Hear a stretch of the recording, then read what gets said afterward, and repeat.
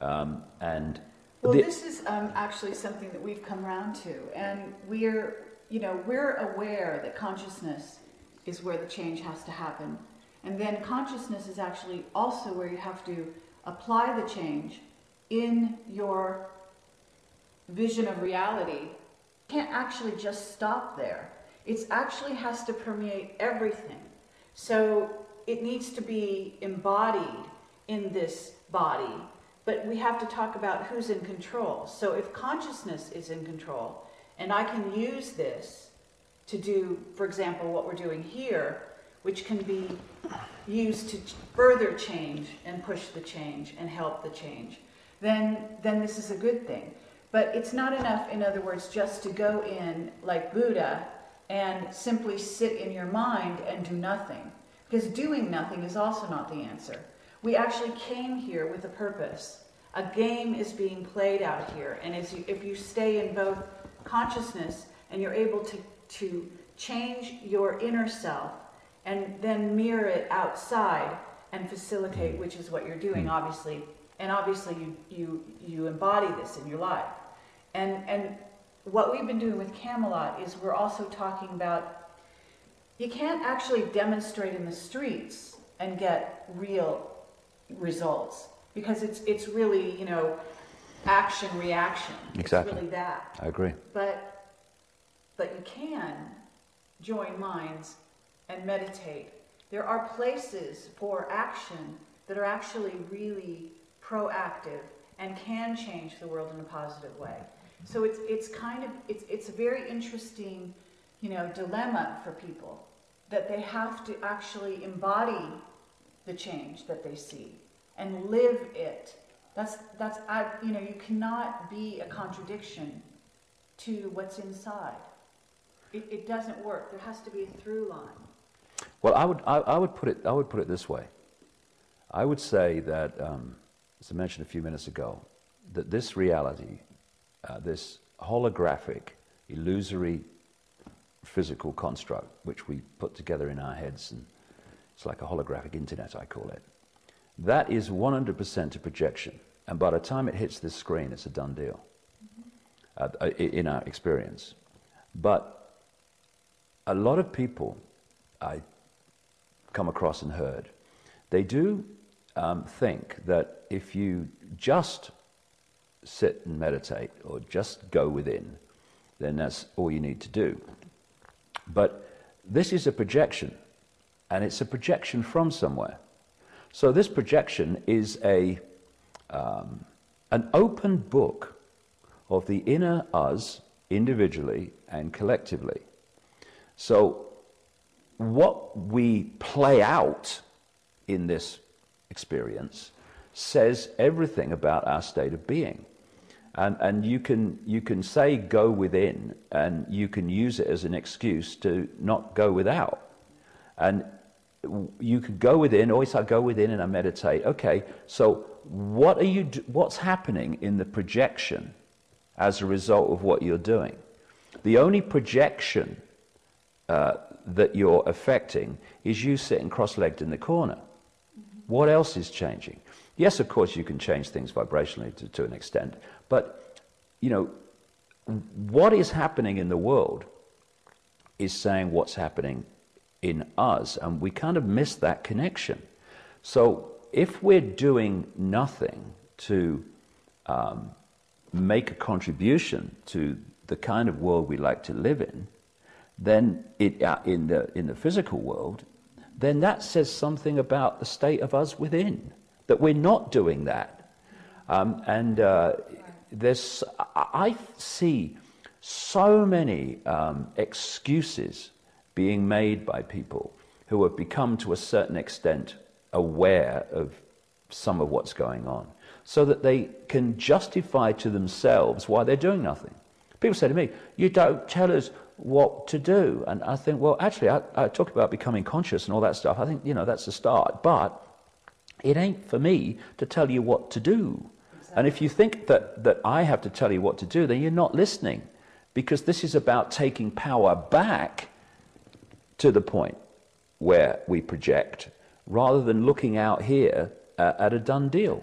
Absolutely. But there's an active paradox here, isn't there? Because that's not the whole story. Otherwise, you'd be sitting in the corner smiling and not talking to us here, and not working as hard as you do, and not talking to people to help the process of waking them up so that they can then join you in this understanding, which we share with you also.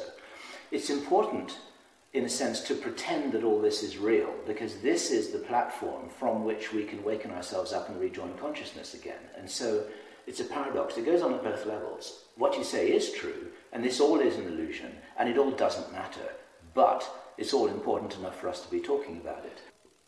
What I was saying is your presentation, where you're talking about consciousness and the mind, and the problems with staying just in mind, because there's a lot of brilliant people out there coming to brilliant conclusions, and yet they can't live it.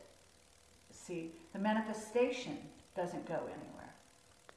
Yeah, it becomes an intellectual, academic kind of point of observation rather than consciousness, which is something that just is. The difference that I am now increasingly making is between mind and consciousness. And I would go further and say that we talk about my mind, your mind, his mind, her mind. I don't see it like that. I talk about the mind. There is the mind is a construct of the virtual reality universe which allows us consciousness to interconnect with this virtual reality. It's like a conduit, and there's absolutely nothing wrong with it whatsoever if it serves the experience of consciousness and serves our ability to interact with this virtual reality universe. What has happened, and I would strongly suggest it's been manipulated to happen, not least by these families and other levels of the manipulation, is we have been manipulated into a false identity, which is identifying who we are with mind, which operates directly through the body, and calls itself David Icke, Ethel Jones, Charlie Smith, looks in the mirror and thinks that's who it is. And basically, this is a biological computer. It's not a computer that just reacts to the way it's programmed to react to data input. It has the ability to, they call them living computers, biological computers. They're trying to build them now in different parts of the world. It has the ability to assess information and make decisions on it. In other words, to quite a large extent, it has the ability to think. And what happens is, if we get caught in mind and self-identity of that reflection in the mirror is me, then, and not just my experience, then mind starts to govern our sense of reality. And mind is about division, apartness, hierarchy, rules, regulations, laws, limitation. You can have someone in the New Age arena who talks about spirituality, talks about other dimensions, and which are other virtual reality games, I would suggest, other levels, but blatantly is stuck in mind and the values of mind. I mean, I hear New Age people talk about the Great White Brotherhood and the hierarchy of the angels and the stuff. That's mind talking. Consciousness doesn't do hierarchy. Exactly. It just is all possibility, all that is. And so the same mind construct, the mind, can entrap a New Ager as it entraps in another part of the mind a Wall Street banker. It's just another religion. It's another religion. That's the thing. I was talking on an interview yesterday, and we got into some interesting areas. He asked me about religion.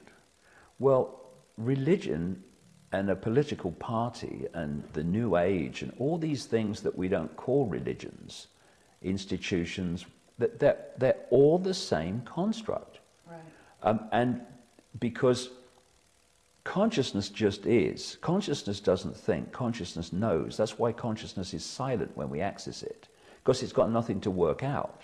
The mind is where the chatter comes from, because it's constantly trying to work things out. What about tomorrow? What about yesterday? What did she say about me? Silence, consciousness.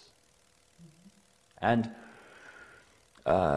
So to hold you in mind, and this conspiracy is about holding the population in mind, because then they got you. Absolutely. Because that's their stadium mind. They're stuck in mind. If they were conscious, they wouldn't do what they're doing. To hold us in mind, they have to sell us something to rigidly believe in. So religion's brilliant example of rigid belief. And what is it? Once you rigidly believe something, you then call it a name. What are you? You don't say, I'm consciousness. How many people say, hello, who are you? I'm consciousness. Oh, so am I. Nice to meet you. No, no. What we are is what we do. I'm a journalist. I work in a factory. What are you? I'm a Hindu. I'm a Christian. Now, these are mind constructs. These are mind prisons that limit our